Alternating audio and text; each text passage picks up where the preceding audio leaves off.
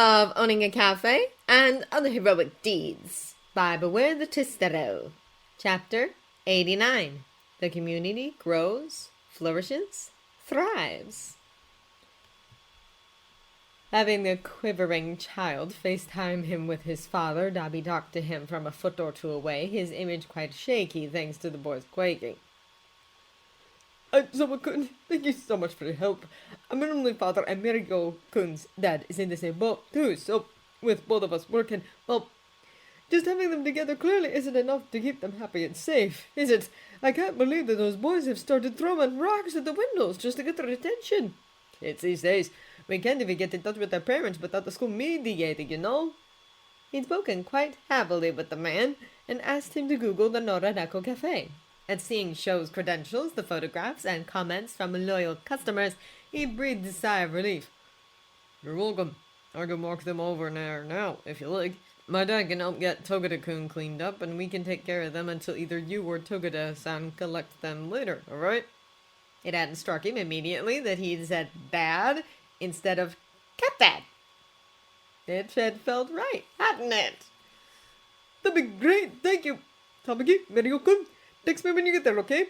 And let me know what you're eating and drinking so I can pay for it later, alright? Yes, Pa. You got it, Amajiki-san! Thank you! And then the call over, he asked the indigo-haired boy to grab his bag of mochi whilst he moved to get the little blonde up and back on his sneaker-clad feet. Making him walk all the way to the cafe like this didn't seem fair, did it? Plus, no matter what the boy tried, he couldn't get free of the can. You okay, kid? He asked, his fingers flying over his own phone once the child was eventually upright and steady. Tomoko would probably be fine to man the till, and if Oboro was around, all of them could come back to the stray cat in record time, and this, he'd professed until his dying day, had nothing to do with wanting to try riding a Nimbus. Not at all.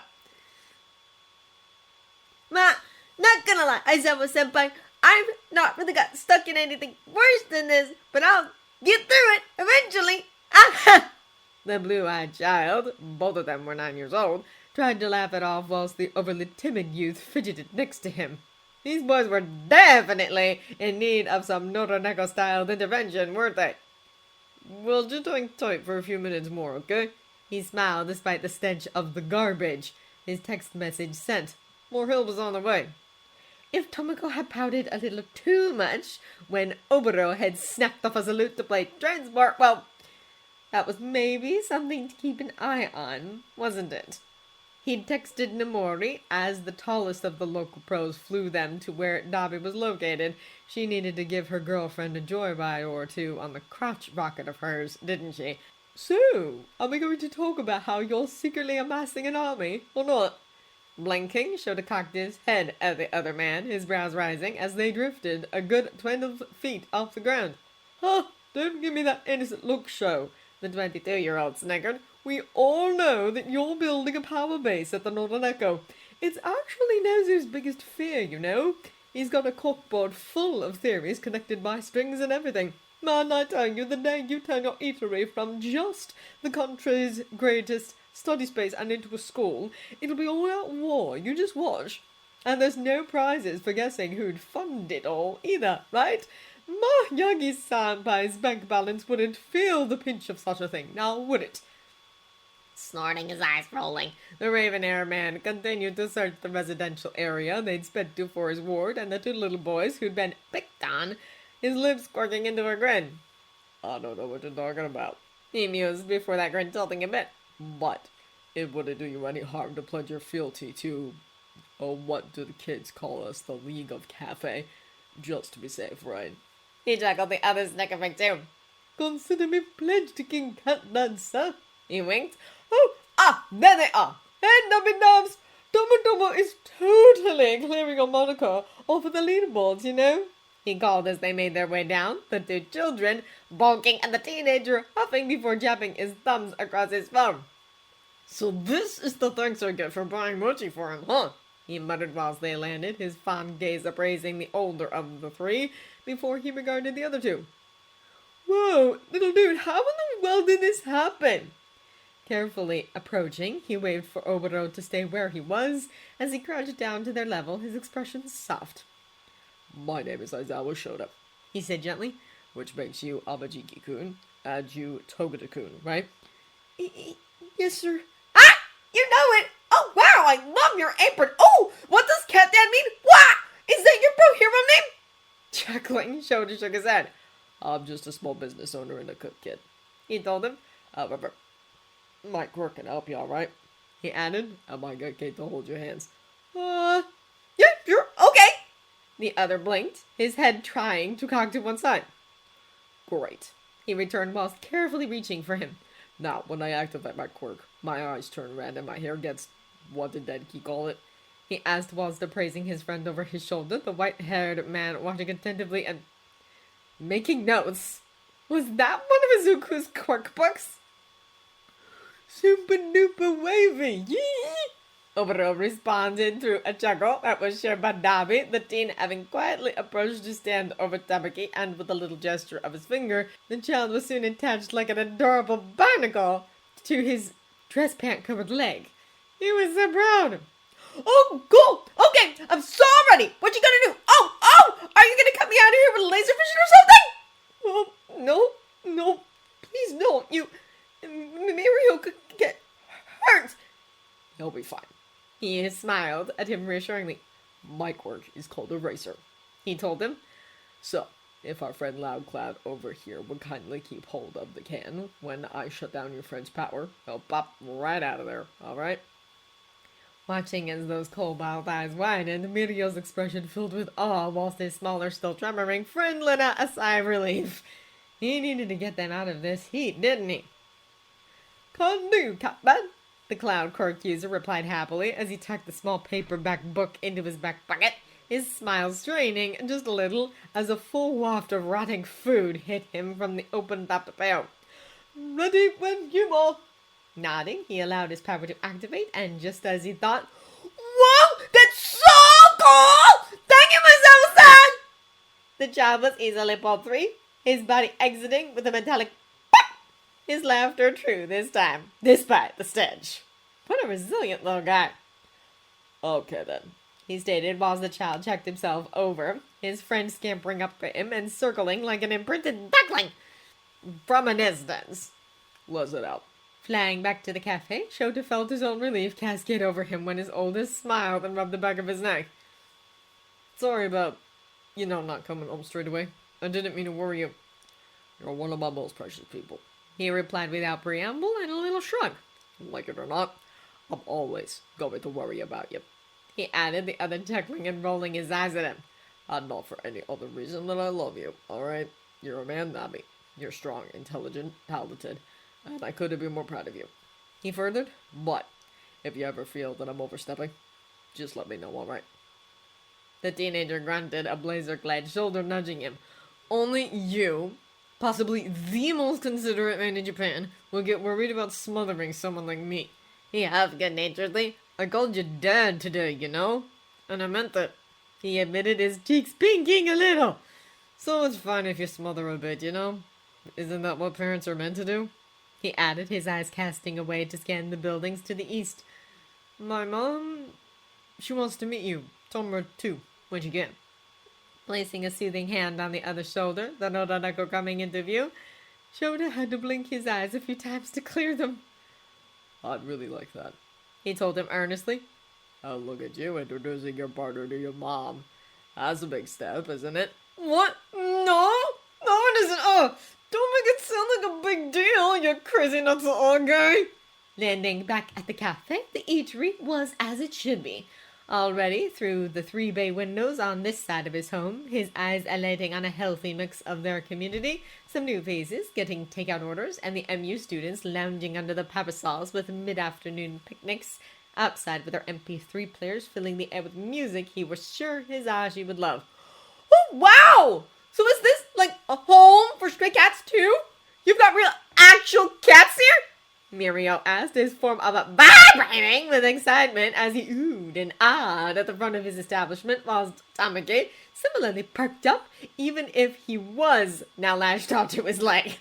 Poor kid. He had not seen a kid this anxious since he'd first met Naoki back at the care center. He was sure he'd kept a weighted blanket or two upstairs. They should help, shouldn't they? Show does more than we home stray cats, Togata-dan, Obero told him as they approached the entrance. He's rehomed most of us in one way or another. That's why he's the cat bad, right, Joe-chan? If you say so. He grinned before looking down at the child clinging to him like a lifeline, Dobby similarly staying close whilst Obero jogged ahead to get the door.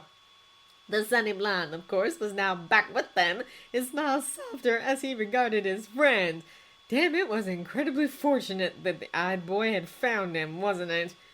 He couldn't imagine how introverted the elfin-eared boy would have been otherwise, and together, if he let them, he knew his kids could help him come out of himself a little more, too. And so, Dabakika, would you feel better if I held you and carried you inside? I need to take your friend upstairs so we can have a good wash and a change of clothes, and you can be with him every step of the way. All right? watching as the child vigorously nodded, he carefully reached down to scoop him up, his child's face planting in his neck so he didn't have to see anything. Then, what say we take you both to meet all of the cats, my other wards, and a bunch of amazing young people not that much younger than you. They know that you're shy, so they'll be sure to give you some space, alright? Yeah, okay. I'm sorry, I just... You don't need to be sorry for or about anything. He told him gently, a soothing hand rubbing against his back. I think a nice cold glass of lemonade and a nap with the cats under a weighted blanket will make you feel better, though, if you'd like. The child replied, little arms clutching him tighter. I think that sounds awesome too, Aizawa-san. Thank you. Oh, and thanks for the clothes too. But with you guys being so hecka tall and all, am I gonna have to wear one of your t-shirts like a dress or something? Cause that'd be so cool too, you know? Dobby, ever the valiant young man, sacrificed himself to the onslaught of gushing children, his bag of mochi held aloft as they swarmed about his legs amidst a titter of happily eating and chatting patrons. Even Tomra, his pout still annoyed, got up from his beanbag chair and similarly moved to greet his partner with a hug that had Ochako and Tsuyu cooing. Wedding bells! He should put a bet on it with his friend, shouldn't he? And the masses appeased, he opened the door into the kitchen for them. Okay, boys, we're heading up to my family's apartment, so, Togata-kun, can you text your dad and make him aware of where we're going and what we're doing, please? I want to make sure you feel safe at all times, okay? Ah! You got it, Aizawa-san!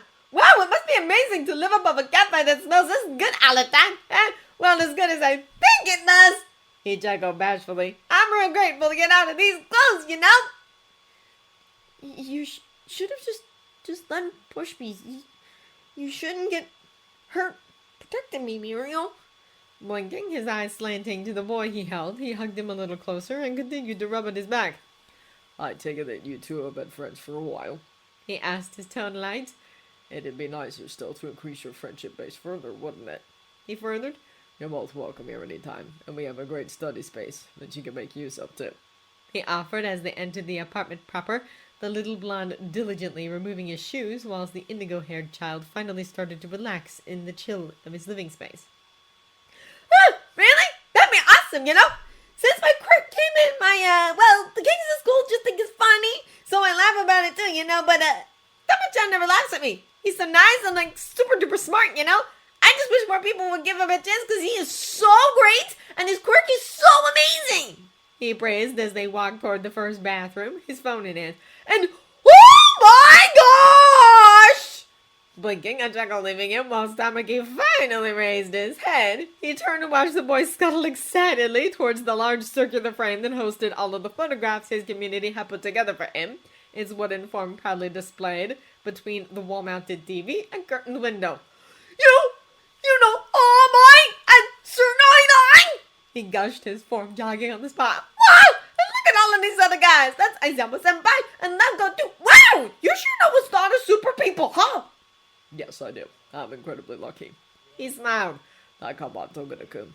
The bathroom is there. Just leave your clothes in the bathtub, and I'll get them washed and dried for you, okay? And in the meantime, my youngest ward has some oversized clothes you can borrow, alright? Nodding, his form virtually skipping to the bathroom, he watched as the boy put his phone to his ear when his father called him. Dad! This was just beyond cool! Aizawa-san is like a celebrity magnet or something! Before carefully depositing the timid child on the sofa. Have you ever tried a weighted blanket or weighted clothing before, Habajiki-kun? No, he breathed, his arms hugging himself. What did they do? In theory.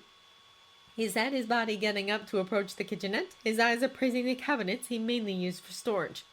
They can help you feel more grounded because sometimes physical stimulus can help to soothe how we feel on the inside. He mused, his smile brightening when he found one of the blankets. It had been Naoki's favorite. It was clean, vacuum sealed, and ready to go. Being a sentimental idiot paid off sometimes, didn't it? So, what'd you say? Would you like to try one? If you like it, you could keep it. He added whilst walking back to the sofa, his eyes going straight to the image at the center of the wide, lovingly crafted frame, where he and his care center siblings were featured, the other boys circling him, and his parents long dead. You see that guy in the hero costume there? That young man is going to be a pro next year. He smiled. He and I grew up together in a care center for orphan children, and like you, he had a lot of anxiety. He murmured memories of tearful days, fraught nights, and rocking him to sleep swaddled in this blanket, washing over him. He's better now? He's brave enough to be a pro? The child breathed, his eyes widening as they fixed upon the image of Kamui Woods, his form tall and posed confident as he threw up his side towards the camera. Yes.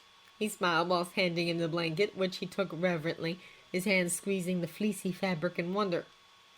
And that means that you can overcome your anxiety too, Amajiki-kun. He advised. You're stronger than you know, and regardless of whatever you've done in the past, it's always the future that matters. He told him. You can be whoever you want to be. Half an hour later, saw the stained clothes in his washing machine, Tamaki napping under his new blanket in the cat enclosure, and Mirio being adored. Permeation? Oh, that's so cool, Togata-senpai! How does it work? What are its limits? Do you need any help trying to control it? Izuku, of course, had been the first to introduce himself with the girls, Eijiro and Hitoshi following. The children all fawning over him as a person, asking his opinion and making him feel welcome. Similarly, Fuchida Shora had stopped by with her baby, and in a few moments, he had gotten to hold and rock little Kohana, her aquamarine eyes luminous as she gurgled whilst he cooed at her. Then, Mimi-chan having stolen her great-grandchild from him, he'd enjoyed a coffee with Namori and got some more baking done. Later, the 9-year-olds had been thoroughly immersed by his study group, with Eijiro in particular being in awe of Tamaki, and Katsuki had convinced Mirio to join their self-defense lessons. Whilst Tomura, his fill of mochi had settled down with his partner and told him that he'd hacked the game's console and would change his moniker back. He just wanted to bring him home faster and would never dream of actually embarrassing him. The kiss they'd shared had been adorable, and if the pair had hissed at Oboro when he'd showered them in confetti and demanded that he clean up the mess, then they'd all had a good laugh about it. Then, as night time approached, he regarded the community his cafe had brought together and couldn't help the silly little smile stretching his lips. Sure, things weren't perfect, and the Todoroki still needed saving, but, for now, if this wasn't happiness, well, he didn't know what was.